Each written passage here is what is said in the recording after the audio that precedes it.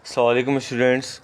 कल हमने चंद्रगुप्ता के बारे में पढ़ा था, उसके बेटे के बारे में पढ़ा था और फिर उसका जो ग्रैंडसन है अशोका, उसके बारे में मैंने आपको ओवरव्यू दिया था। आज अशोका के बारे में और ज़्यादा डीपली पढ़ना है कि अशोका की जब हुकूमत चल रही थी तो उस वक्त रिलीजियस पॉइंट ऑफ व्यू से, अकॉर्डिंग टू रिलीजन, उस वक्त क्या पोजीशन थी, क्या सूरत हाल थी। तो रिलीजन के हिसाब से मैंने आपको बताया था कि अशोका सबसे पहले तो हिंदुज़म का फॉलोअर था, हिंदुज़म को फॉलो करता था। लेकिन आगे चल के वो उसने जो है अपना जो रिलीजन है वो कन्वर्ट किया और वो बुद्धिज़्म में आ गया। अच्छा, बुद्धिज़्म में वो क्यों आया वो मैं आपको बताता चलूँ कि इसमें जब ये हिंदुज़म में था तो इसका बिलीव ये था कि मुझे अगर एम्पायर को, अपनी बादशाहत को एक्सपेंड करना है, बढ़ाना है, तो किलिंग्स करनी पड़ेंगी और वारफेयर करनी पड़ेंगी, जंगें लड़नी पड़ेंगी, तभी जाके मैं अपने जो एम्पायर है उसको एक्सपेंड कर सकूँगा। ठीक है, अपने एम्पायर को एक्सपेंड करने के लिए सारा कुछ इसको करना पड़ता था। और फिर इससे क्या होता था, थाउजेंड्स ऑफ इनोसेंट पीपल, मासूम लोग मारे जाते थे। ठीक है जी।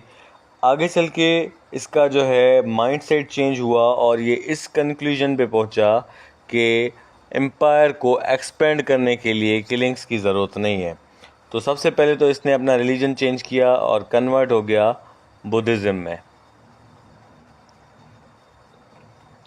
ठीक है, और फिर इसकी टीचिंग्स ही चेंज हो गई बिल्कुल। ये टीचिंग्स ही पीस की देने लगा कि अमन से रहना चाहिए, जंग नहीं लड़नी चाहिए, मासूम लोगों को नहीं मारना चाहिए। ये बिल्कुल नॉन वायलेंट हो चुका था। नॉन वायलेंट का मतलब होता है कि तशद्दुद से पाक, बिल्कुल तशद्दुद नहीं करता था, न किसी को मारता था। यूज़ ऑफ वायलेंस इसने बिल्कुल ख़त्म कर दिया था। और इसी तरीके से विथ पीस, अमन के साथ इसने अपने मौर्यन एम्पायर को ग्रो किया और बहुत ज़्यादा ऊंचाई पे पहुंचाया, तरक्की दिलाई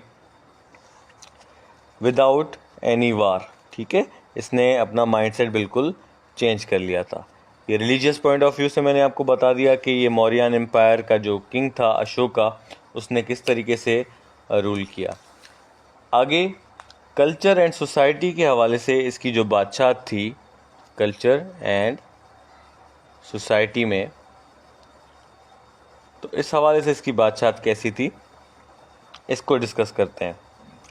अब इन्होंने एक ऐसी सोसाइटी बनाई जिसमें कास्ट थी, कास्ट सिस्टम इनके रीन में, इनकी बादशाहत से शुरू हुआ था। अब एक कास्ट सिस्टम था जिसका नाम था चतुर्वर्णा। ठीक है, एक सिस्टम था जिसका नाम इन्होंने रखा चतुर्वर्णा, चतुर्वर्णा सिस्टम। अब इसमें कास्ट सिस्टम रखी गई और फिर उनको दर्जे दिए गए कि ये जो है इनकी ज़्यादा वैल्यू है, फिर इनकी ज़्यादा वैल्यू है, फिर आखिर में जो है वो उनकी वैल्यू बिल्कुल कम है। तो कास्ट सिस्टम शुरू हुआ। तो इस चतुर्वर्णा सिस्टम में पहली जो कास्ट है वो है ब्राह्मण। अब ब्राह्मण किनको कहा जाता है? इस कास्ट के अंदर स्कॉलर्स आ जाते थे, जैसे हम मुस्लिम में स्कॉलर कहते हैं मुफ्ती को, तो यही सिस्टम हिंदुओं में भी है, उनके भी स्कॉलर्स होते हैं। प्रीस्ट आ गए इसके अंदर, यानी इनके जो पंडित और पुजारी वगैरह आए वो सारे ब्राह्मण में आ गए, और टीचर्स। ठीक है, इनकी बहुत ज़्यादा वैल्यू थी, बहुत ज़्यादा रिस्पेक्टेड कास्ट थी ये चतुर्वर्ण सिस्टम के अंदर। ठीक है, दूसरे नंबर 2 पे जो है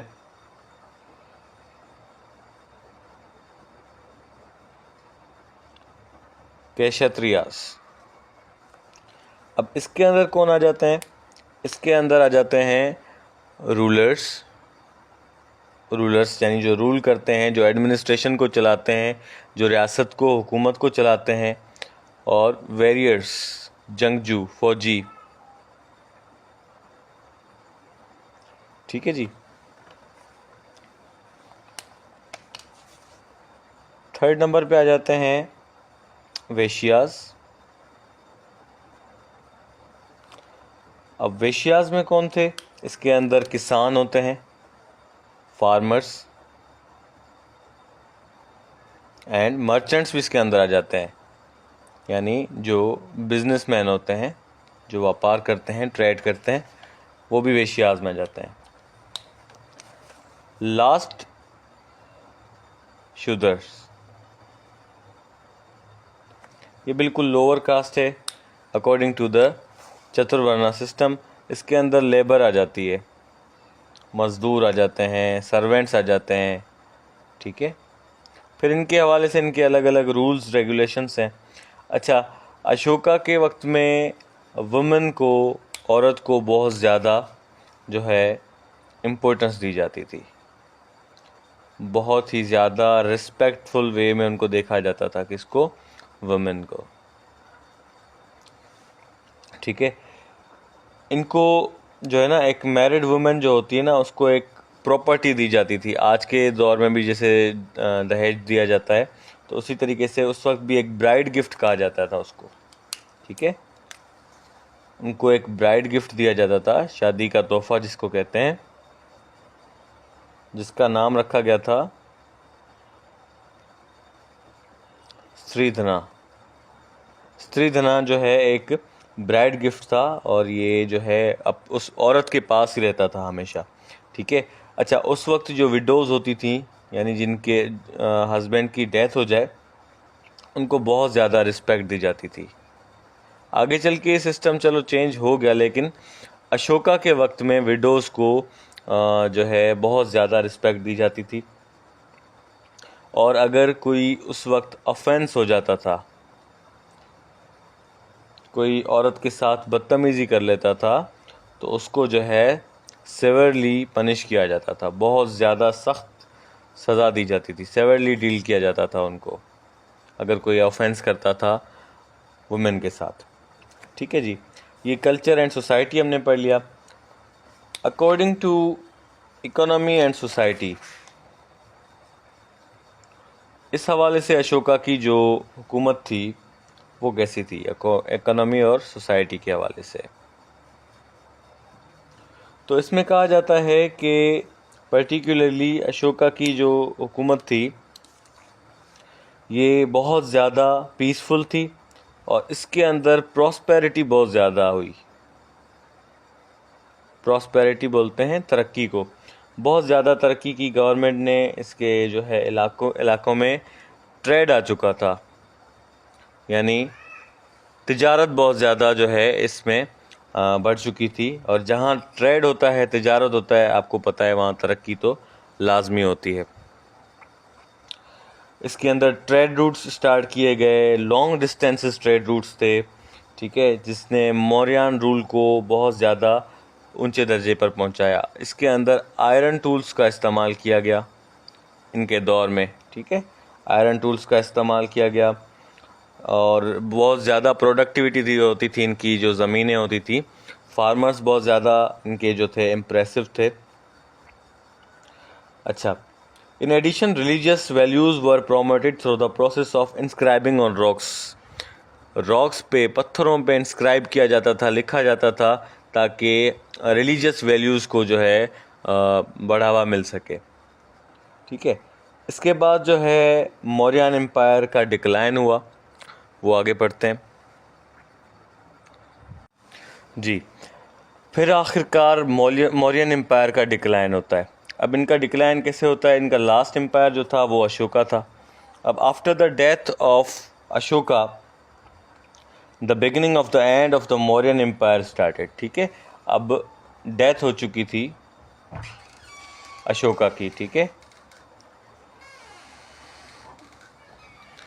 अशोका की डेथ की वजह से ये एम्पायर जो है टूटने लगा, और इसके जो स्टेट्स थे, जो इनके इलाके थे, वो लूजली पार्ट होने लगे, एम्पायर से अलग होने लगे, और उन्होंने अपना इंडिपेंडेंट रूल, हर स्टेट ने, जो भी स्टेट इनके अंडर में पहले आते थे मौर्यन एम्पायर में, तो वो उन्होंने अपना एक इंडिपेंडेंट रूलर चुन लिया, और उनको जो है अपने हिसाब से वो चलाने लगे, लेकिन मौर्यन एम्पायर से उन्होंने खुद को अलग कर लिया था after the death of Ashoka. ठीक है, अब जब इसकी डेथ हो गई अशोका की, जो मैन एम्पायर एक अलग से स्टार्ट हुआ उस वक्त में, after the death of Ashoka, तो वो था अंध्रा डायनेस्टी। अंध्रा डायनेस्टी, ठीक है। अच्छा, ये क्यों स्टार्ट हुई? दूसरे भी उस वक्त रूलर्स थे। ये अंध्रा डायनेस्टी क्यों स्टार्ट हुई after the death of Mauryan empire? वो इसलिए क्योंकि जो इसका जियो स्ट्रेटेजिक पोजीशन थी ना अंध्रा डायनेस्टी की, वो बहुत ज़्यादा बेहतर थी दूसरों से। क्यों? क्योंकि जो ट्रेड लिंक्स थी वो रोम और साउथ ईस्ट एशिया, रोम और साउथ ईस्ट एशिया से इनका ट्रेड रूट मिलता था। इससे इनको बहुत ज़्यादा हेल्प मिली और फिर इस एम्पायर ने ग्रो करना शुरू कर लिया। ठीक है, उसके बाद इस अंध्रा डायनेस्टी के बाद इस इलाकों में शुरू हुई द गुप्ता एम्पायर। अब देखें, इस नाम से कुछ आपको याद आ रहा है? गुप्ता से मैंने आपको पढ़ाया था चंद्रगुप्ता, याद है? लेकिन उसकी डेथ के बाद उसका बेटा आया, फिर उसका जो है ग्रैंडसन अशोका आया। अब दोबारा से ये गुप्ता एम्पायर बिल्ड हुई। किसने बिल्ड की? ये बिल्ड की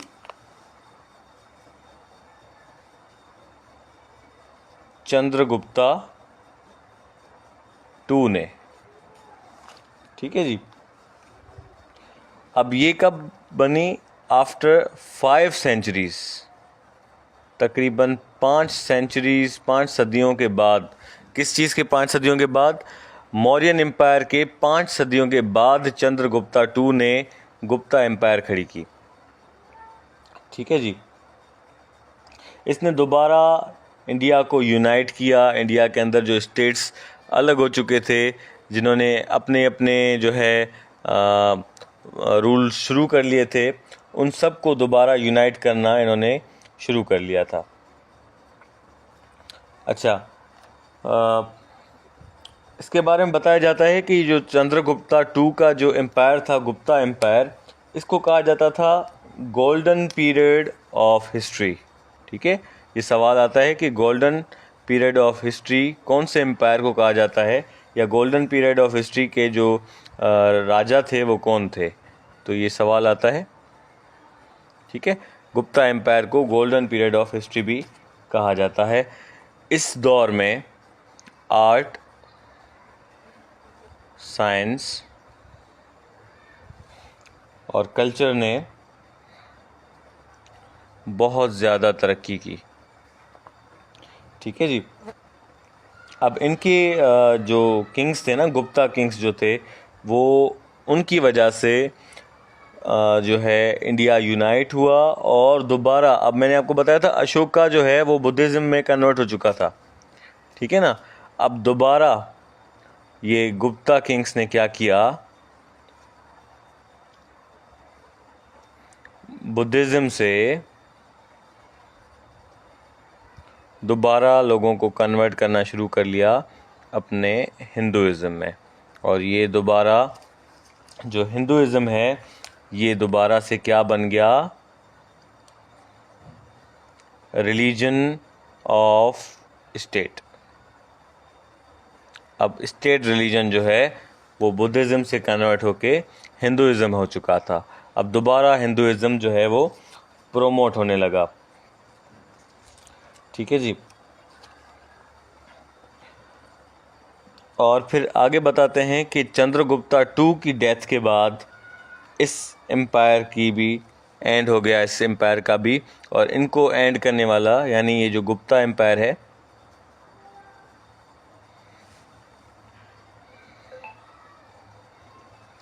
इसको एंड किसने किया? इन्वेडर्स ने। इन्वेडर्स की वजह से जो है ये गुप्ता एम्पायर ज़्यादा देर नहीं चल सका था।